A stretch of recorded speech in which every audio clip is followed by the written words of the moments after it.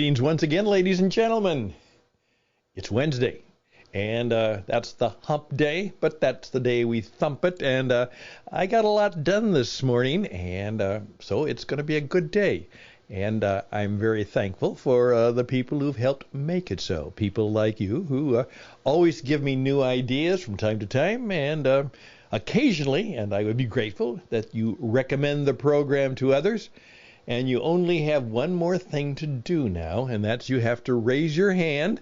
And my friend David, who's quite a character today, he said, Stan, I'd like to be one of those people who come on your program just from time to time because he said, I usually have an opinion on something, and at this age and stage, most of the time I think I'm right.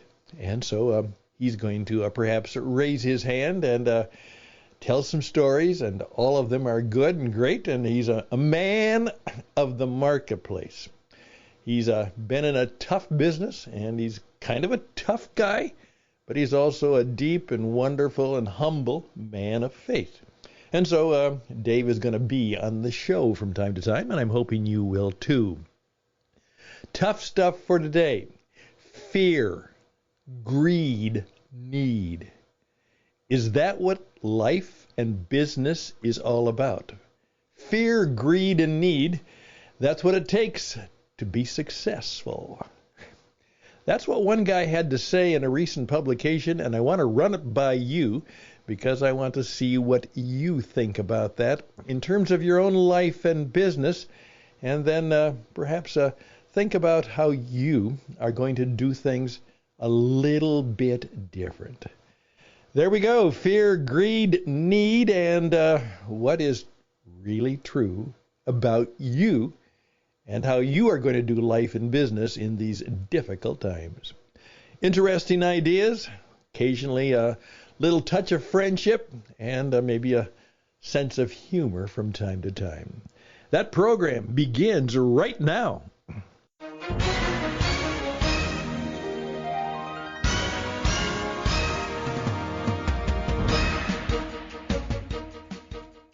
Well, I came across an interesting article, and one of the nice things about being in the work that I do is that subconsciously, I don't even have to think about it anymore. Just years of making it happen, I'm always looking for things that could be on the radio. And as a result, I have a keen sense of awareness because I just happen to run into things all the time. And as I tell people, they say, well, if I got on the radio, what would I ever talk about? And I say this, if you get serious, you'll always have, as Rush Limbaugh used to stay and say, I have a stack of stuff. And I'll never get through all of the stuff I want to or can talk about because that's just the way it works for you when you gain a broadcasting mindset. You will be, for the most part, interesting people.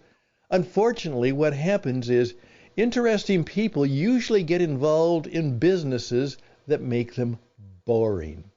And I just did a talk about that, which I'll tell you about some other time.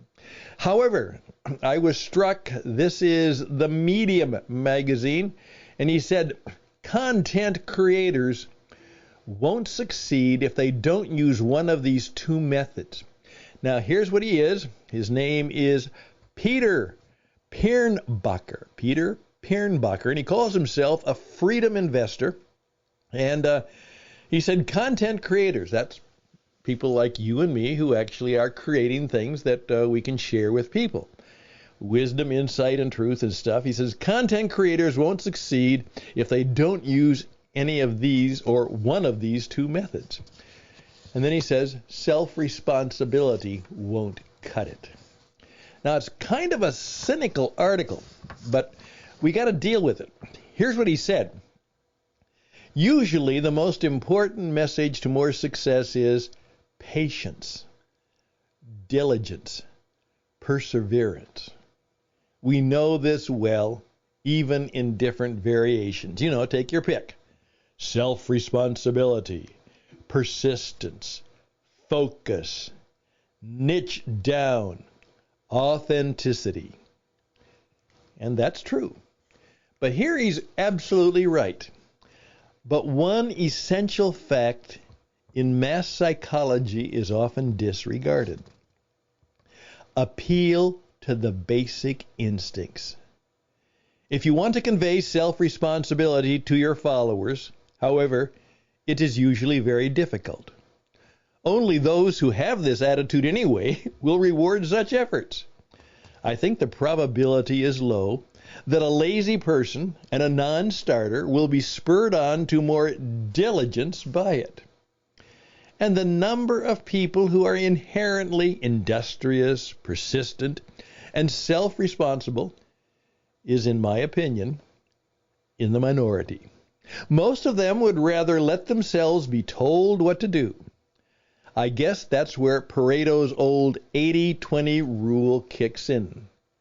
What works much better are messages that are the opposite of self-responsibility.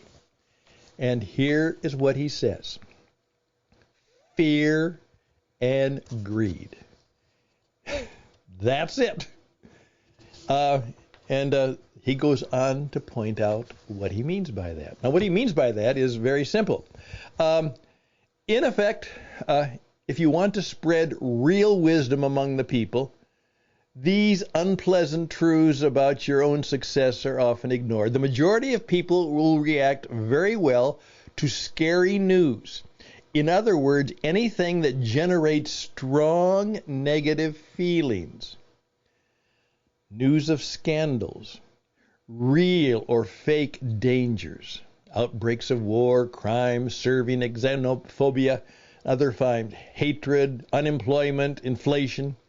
And what he goes on to say is that essentially, if you want to try and get an audience, spread fear. Or respond to the fears that are already there. Play on them. Enhance them. So create fear or use fear and propose some perhaps outlandish, but maybe even a good solution to fear. Chapter 1 of my book said, fear kills everything. It does.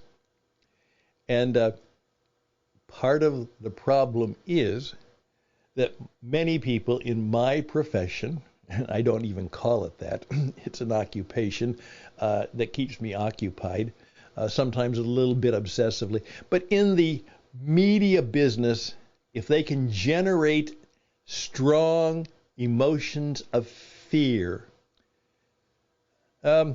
sometimes things will go well for them in the sense that they'll attract an audience and make a lot of money. So, in effect, fear is the motivating factor in so many things. Well, the problem is it doesn't get us anywhere in terms of positivity. But that's what he said. What do you think about that? Now, greed.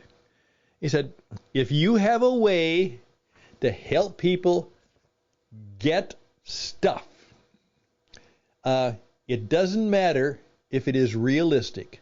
If you have some way to convince people that they can, this is how you earn 6 figures in 1 year. This method will make you a crypto millionaire. If you do this, no woman will be able to resist you. How about things like that? So, in effect, if you want to have more stuff, if you want to, in effect, make more money, that's the deal. Help people accomplish the primal instinct of satisfying their greed and maybe their need. Now, the need is much better if it's a legitimate need, or is it, as it is in many parts of our world today, a manufactured need in order to get your money, or to make you feel accepted, or, as one commentator will say, All of us are status seekers, whether we know it or not. We want other people to look up to us, whether we know it or not. Now, of course, there are people who have given that game up in life, usually as they get older, but that's the deal, and that's the way deals are made. Hey, we're at 10 minutes.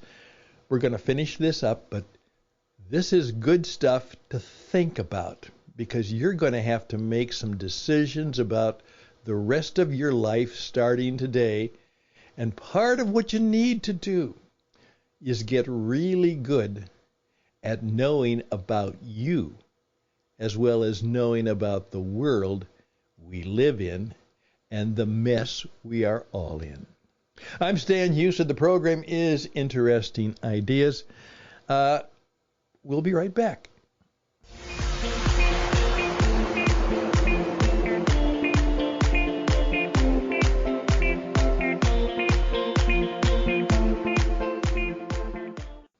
Now, I will give you a little sales and marketing advice that, again, is not quite as negative, but it still means that it's part of the point of view. I usually say when you're trying to sell people something, and all of us are trying to sell people something or something about us in some ways at some time, all business is show business. You got to show up and you got to show off. You got to demonstrate that you've got something worth buying. Yeah. Every time you go to a job interview, you're saying, buy me. And if you want $60,000 a year, why should they spend $60,000 a year on you when they could buy a Lexus rather than you? Okay. Why? Well, you better be able to demonstrate that on the basis that they're afraid something will happen, or they have a hope that something will happen, or because they need something that you can do. There's the deal.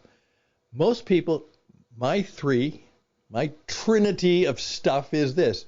First of all, people will respond if you can help them make or save money.